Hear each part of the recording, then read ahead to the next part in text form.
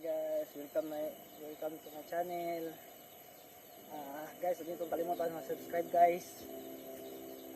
Tutorial para tayo guys, training para tayo ng tamang pagsipa at pagsuntok, kung sulong. Una ko lang guys, is mag-warm up muna kayo bago kayo mag-training, warm up. Tapos sa warm up, dala kayo mag-training guys.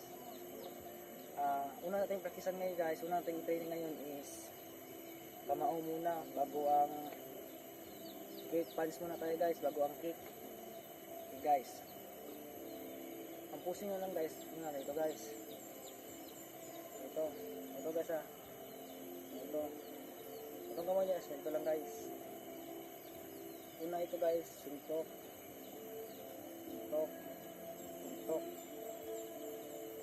bigyan na ng bilis guys, bilisan nyo at lakas, ulitin lang nyo guys.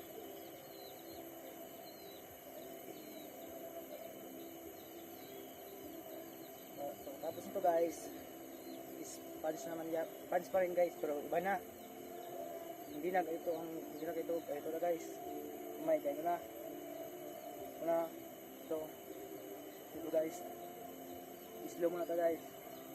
Una na ito dapat guys ang counter ganito guys, ganito guys,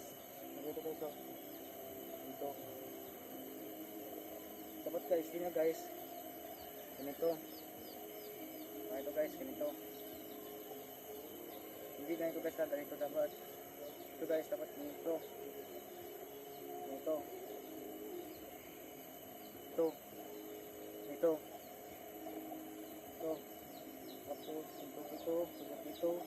yan, suntok, ayan lang guys. Guys, bakit ganito ang dapat ang pushing natin guys? Kasi guys, ang purpose nito guys is sa pag-kick guys. Kasi kung ganito guys, mahirapan ka mag-kick. Basta kung ganito guys, madali lang. Kasi ganyan lang, diba?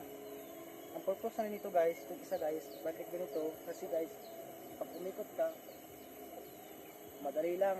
Hindi nung ganito lang, ito ka pushing, mahirapan ka, dapat ito talaga guys, para bilis ang importante guys. And guys, ito muna guys, punch ito guys, ito 1, 2, 3, 1, 2, 3, 4, 3. So matutunan kayo sa 1, 2, 3 guys, ulitin nyo guys, 1, 2, 3.